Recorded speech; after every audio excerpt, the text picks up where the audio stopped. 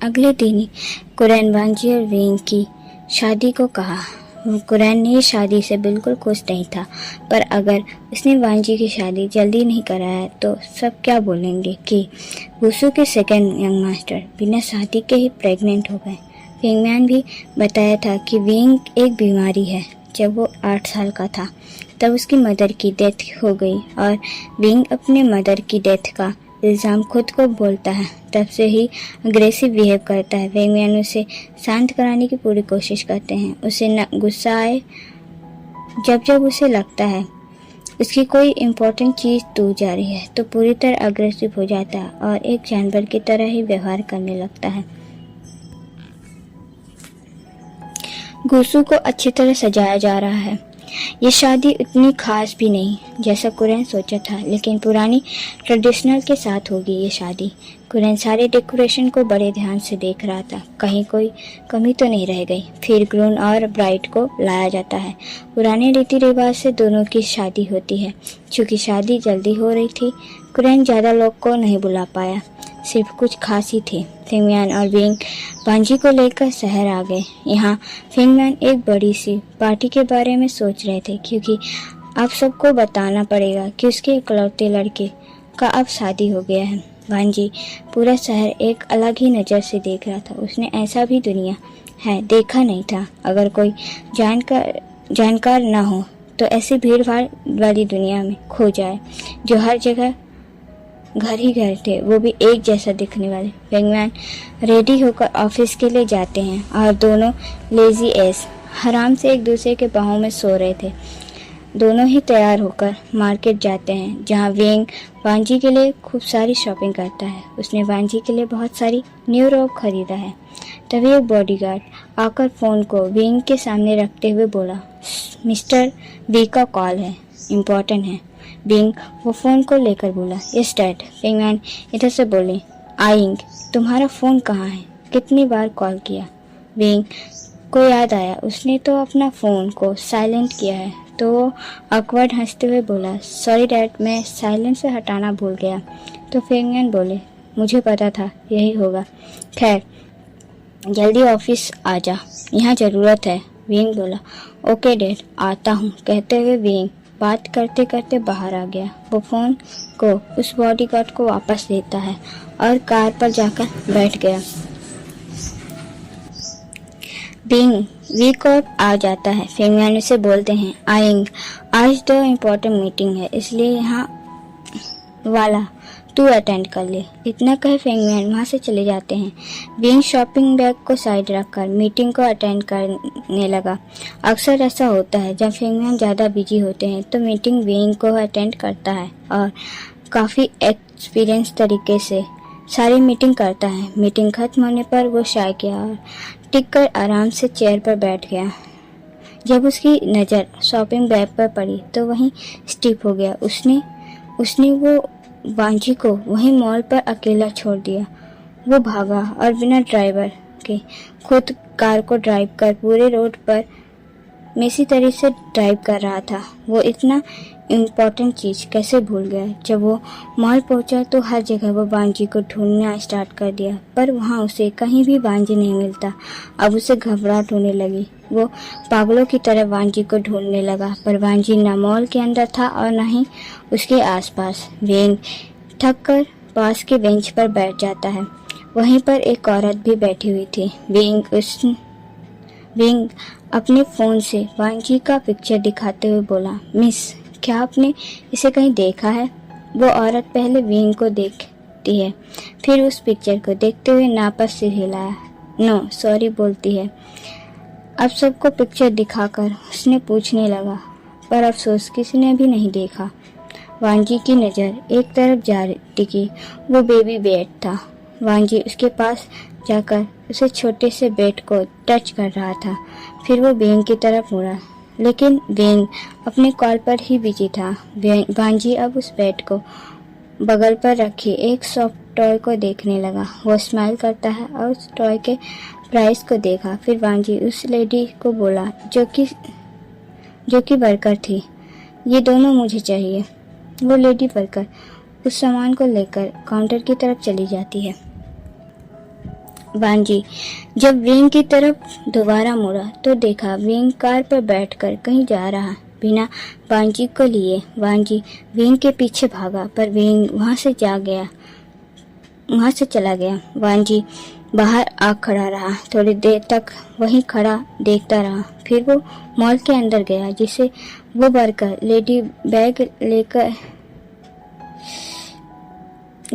Lady bag को साथ उसके पास आती है और बोली, ये रहा आपका सामान सर, क्या आपको और कुछ चाहिए? जिस पर वांजी ने पर सिर हिलाया तो वो लेडी वहां से चली जाती है। अब वांजी को बैग को लिए वो चेयर पर बैठ गया और विंग के वापस आने का इंतजार करने लगा, लेकिन 1 घंटा बीत गया, विंग वापस नहीं आया। अब वांजी बैग को लिए वहीं लेट गया, थोड़ी देर बाद वहीं सो जाता है। फिर एक दूसरी लेडीज वर्कर आकर उसे उठाते हुए बोली, आई एम सॉरी सर, पर शॉप बंद करने का समय हो गया है। जिस पर वांजी हाँ पर सिर हिलाया और सारे बैग को लेकर शॉप के बाहर आ गया।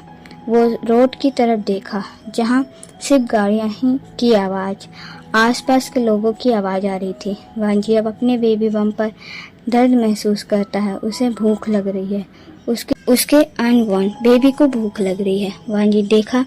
वांजी अपने आसपास देखा, जहाँ एक पार्क है, वहीं जाकर बैठ गया और बार बार अपने बेबी बम को सहलाने लगा। वांजी को खुद पर बेचारा महसूस होने लगा। उसके प्रेगनेंसी हार्मोन्स उस पर हावी होने लगे। वो सोचता है, क्या बीइंग मुझे प्यार नहीं करता, तभी वो मुझे इस तरह छोड़कर चला गया। यह सब वांजी सोच रहा था। तभी बीइंग वहाँ आया। वो वांजी को गले लगाता है। बीइंग वांजी के फेस पर किस करने लगा, उसके लिप्स पर, फिर उसे सॉरी कहता है। फिर उसके नोज पर किस कर उसे सॉरी कहता है। उसके माथे पर और उसके गालों पर किस कर उसे सॉरी कहता है। बीइंग बार बार यही कह रहा था। वांजी उसके चेस्ट पर हिट करता है। वो रोए जा रहा था। अब बीइंग वांजी को अकेला नहीं छोड़ेगा। इवन इसके आसपास 5-10 बॉडीगार्ड लगा दिए। फेंगयान अगले दिन एक लार्ज पार्टी रखते हैं, जिसे वो वहाँ पर बीइंग और वांजी की शादी का अनाउंसमेंट कर दिए, जिसे कुछ खुश थे पर कुछ उसका विरोध कर रहे थे, क्योंकि वो कम उम्र में अपने बच्चे की शादी कर दिया। जिसे फेंगयान की यह कहना पड़ा कि इनके ग्रैंड पेरेंट्स का अंतिम इच्छा था। टाइम ऐसे ही बीतता रहा, जहाँ वांजी मिसेस रैनी के साथ बड़े से मेंशन पर रहता था, क्योंकि अब से ही विंग वांजी की पूरी सेफ्टी के लिए मिसेस रैनी को रखा था, ताकि वांजी बड़े से मेंशन पर अकेला ना रहे। उसका ध्यान रैनी रखती थी और पूरे मेंशन पर गार्ड ही हैं। हर जगह 5-10 गार्ड को रखा गया है। फेंगयान मीटिंग के लिए बाहर गए और वांजी बड़े से मेंशन पर अकेले था। अब वो 8 मंथ प्रेग्नेंट था। उसकी बेबी बम भी शो होने लगी। विंग वीक आउट पर था। उसे संभाल रहा था। सारी जिम्मेदारी फेंगयान ने विंग को देख कर गए थे। वांजी को स्पाइसी नूडल्स और लुकवाट खाने को मन कर रहा था, तो रैनी को बोलता है, पर वो खत्म हो चुके थे। रैनी उसे लेने के लिए चली जाती है। अब वांजी घर पर अकेला, वो इधर से उधर घूम रहा था और रैनी के वापस आने का इंतजार कर रहा था। इससे उसे चिली नूडल्स खाने को मिलेगा, पर बहुत देर हो गई थी। रैनी वापस नहीं आई। वांजी को अजीब फील हो रहा था। तभी डोर बेल बजा। वांजी सोचता है, आखिर कौन होगा, क्योंकि जब विंग आता है तो सारे गार्ड डोर को ओपन करते हैं। वो गार्ड कार को पार करते हैं और रैनी वो डोर बेल क्यों बजाएगी भला, जब उसके पास डुप्लीकेट चाबी है। वांजी खिड़की के पास गया और खिड़की से बाहर देखा, जहाँ सभी गार्ड जमीन पर पड़े हुए थे। कुछ दर्द में थे तो कुछ मर चुके थे। यह देख वांजी धीरे धीरे पीछे जाने लगा। वो खिड़की से दूर जाने लगा। वो सीढ़ी के पास जाकर खड़ा हो गया। तब एक एक कर वो सारी खिड़कियां टूटने लग गई और ब्लैक कपड़ों में मुंह पर मास्क लगाए आदमी खिड़की से अंदर आते हैं, जिसे देख वांजी सीढ़ियों के ऊपर जाने लगा। तो ठीक से चल भी नहीं पा रहा था। मेन डोर को भी वो तोड़ देते हैं। एक आदमी अंदर आता है, वो स्मग करता है, वांजी लैन वांजी, हो सॉरी वी लैन वांजी। इसे देखकर वांजी पीछे जाने लगा। वो अपना बेबी बम पकड़कर तेज चलने लगा, पर कितनी दूर तक जा सकता था। वो गिर गया।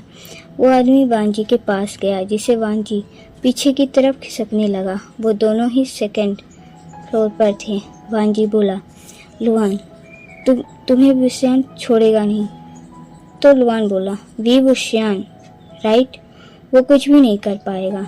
मैं इस बेबी को मार दूंगा, फिर तुम्हें यहाँ से बहुत दूर ले जाऊंगा, बहुत ही दूर। विंग कभी भी ढूंढ नहीं पाएगा तुम्हें।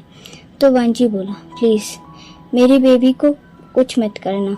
तो लुआन स्मक किया, सॉरी लैन वांजी, पर यह बच्चा जिंदा नहीं रह सकता। कहते हुए लुआन वांजी को बालों से पकड़कर उठाता है। वांजी खुद को छुड़ाने में स्ट्रगल कर रहा था।